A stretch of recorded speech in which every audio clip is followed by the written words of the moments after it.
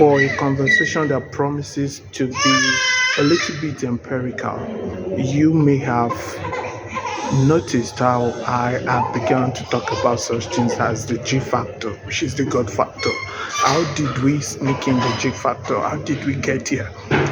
We got here because before now we'll be talking of the primal substance, which our creator spoke about, which the early scientists tried to define as atom, then subsequently as even more finite, more finite unit, which they describe as a building block of material reality.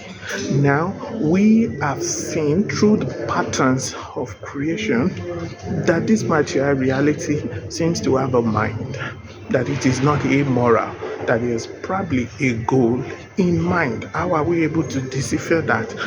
We were able to decipher that because even the most troublesome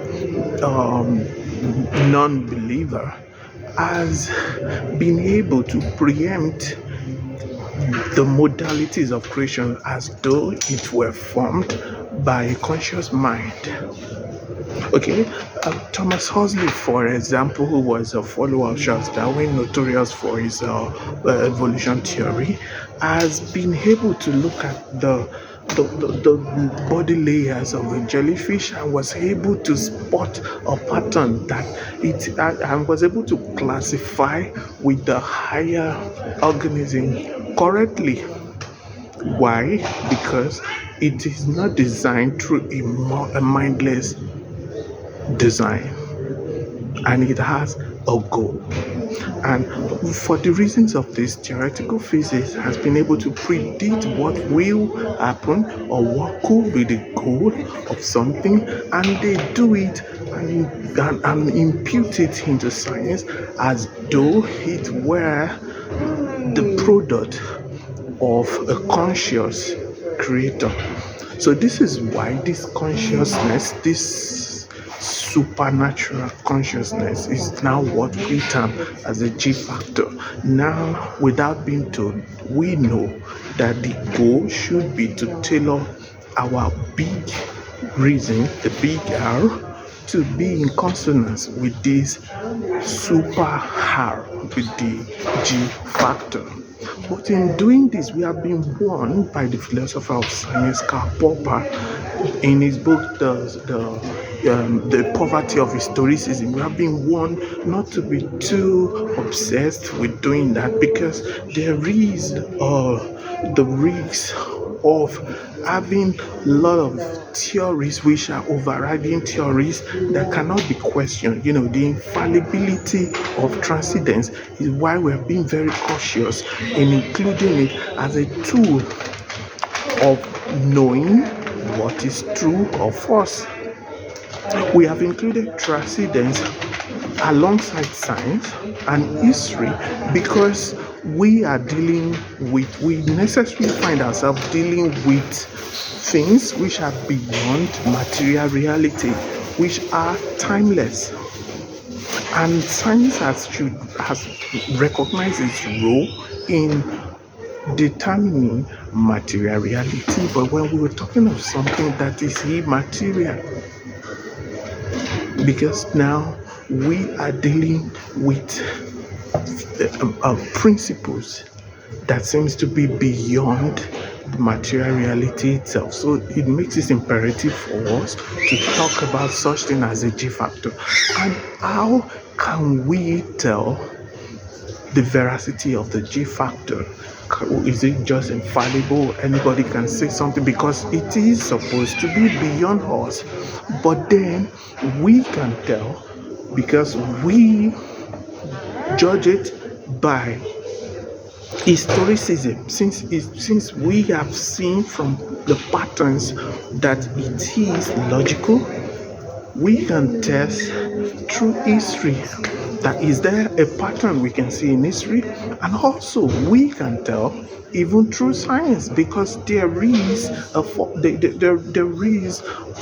kind of, like we said in the previous video, we said that if something is coming from a source, the element will be found in the source. as Plato and other ancients have said, that a mind, that the whole mind of the world comes from the mind of God. And that is why we seem to intuitively know some things. And that is why even some theories of science itself seems to have come from intuition in a process that hardly satisfy the convention of theories. So now, we have been warned by Karl Popper himself that we should be careful not to put this transcendence, not to put he called it science, but what it means then is the ultimate truth, not to the bigger truth, not to put it in some form of altar that cannot be questioned, not to make it or such, so that we won't go round the circle to come back to what we're trying to avoid, which is superstition. Because when we have such thing as a G factor that cannot be questioned, we are going back to superstition, and which is anti-science again. And we, whatever principle we want to derive from such things, will be defective. But now,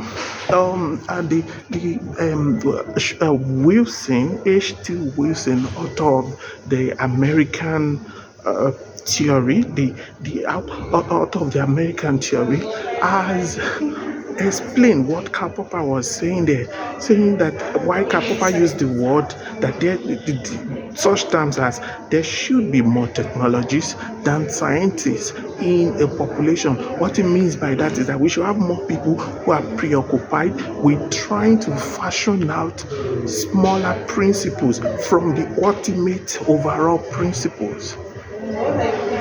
And the utility of the overall principle should be found in how it is the importance of the overall principle should be judged from the utility it serves, the smaller it serves the people of the nation. You see, if we don't do this, there will be a lot of problems, like we have seen people trying to draw an ultimate goal, a big goal in formulating big ideas for their nations. We've seen how communism, the way it is designed, has led to the program. We see how it has led to many unpalatable realities for nationals.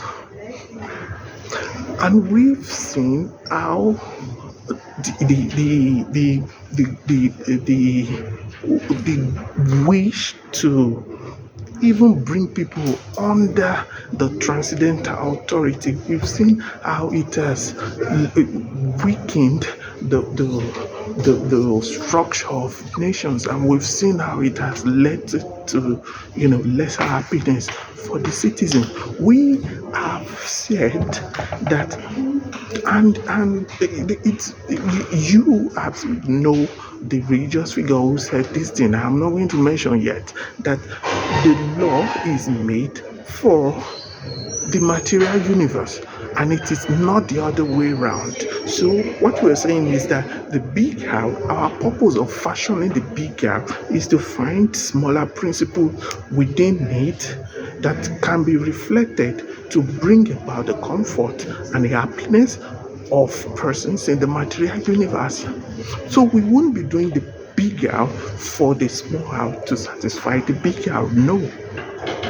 And where there seems to be a problem in designing the big house, we would tell in subsequent videos why this can be so, because the big house itself is in 3 dimensions, as we've mentioned before. One that is agitated, one that is in flux, that is dynamic, and the other that is stable. And what this means is that what we're able to draw from this is that we should have our own structure too, in different layers, such that we have a stable principle and we have sub principles that answers to lower or smaller or daily realities. And there seems sometimes to be conflict between the two. But then when we look more stringently, we'll see there is no conflict between the R and the super R that we are trying to determine now. Now, one important thing is that in determining this bigger, we have been told, we've been warned that our focus should be on the smaller principles we get from it, such that in the world of Kapropa, such that there will be more technologies than the scientists, meaning that the people who implement these big principles without even necessarily knowing where it comes from. And when we do it like that, we're going to have a situation where it won't be problematic to say that we're drawing this principle from the idea of Trinity. It will appeal to different people from different leanings and different understanding. Why? Because we've proven it to be consistent with the patterns of history and to be consistent with the patterns of science. It is now the ideas we get from this, it is now beyond faith.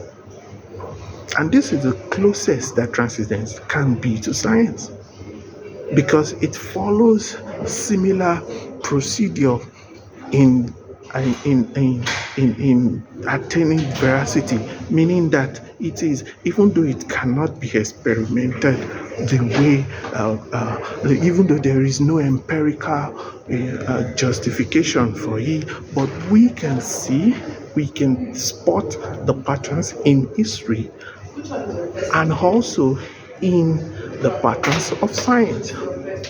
Even though we can see the analogies in science, that does not make it scientific.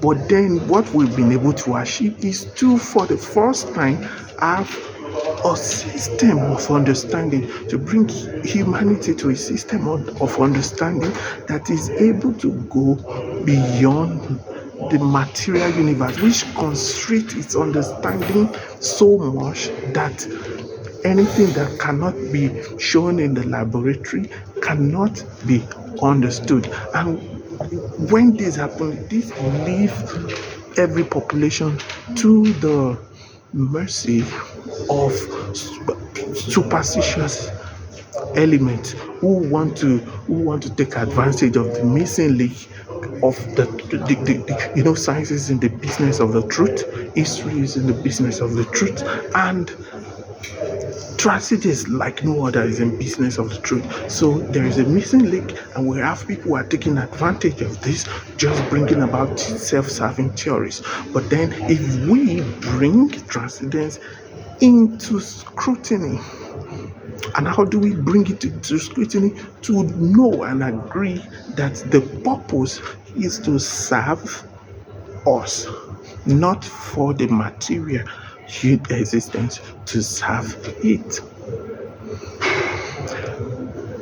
Hello, my name is Apola Tintoka. What I do with this series of videos is to explain how we can derive principles, public policy principles and corporate directions from the understanding of Trinity, how the mind of creation, how it could be reflected into our decision making to be able to come about more prosperous policy making for nations, especially for the black nations, so that it can also attempt innovation at this time. Thank you very much.